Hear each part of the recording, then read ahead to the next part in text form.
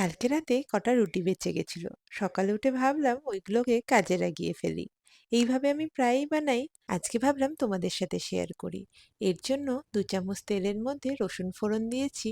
তারপরে দিয়ে দিয়েছি পেঁয়াজ আর ক্যাপসিকাম। হালকা নাড়াচাড়া করার পর কেটে রাখা মাশরুমগুলো দিয়ে দিয়েছি।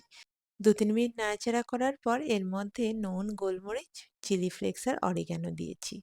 হেলদি রাখার জন্য আমি এখানে ময়দা ইউজ করিনি। তার বদলে ইউজ করেছি কিছুটা ওটসের আটা। ওটসটাকে গুঁড়ো করে নিলেই কিন্তু এটা সঙ্গে সঙ্গে রেডি হয়ে যায়। খুব ইজি বানানো আর খুব হেলদিও। আমি প্রায়ই ময়দার বদলে এটা ইউজ করে থাকি। এর মধ্যে কিছুটা সুইট কর্ন দিয়েছি আর ওই ওটসের আটা দিয়ে কিছুটা দুধ দিয়ে দিয়েছি।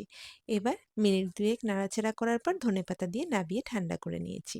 এবার রুটির মধ্যে এই স্টাফিং আর চিজ দিয়ে এটাকে বাটারে সেঁকে নিয়েছি। খেতে এত দুর্দান্ত হয়, বাচ্চা কেন বড়রাও খুব ভালোবাসবে। রেসিপিটা ভালো লাগলে একটা লাইক আর শেয়ার করতে কিন্তু একদম ভুলো না।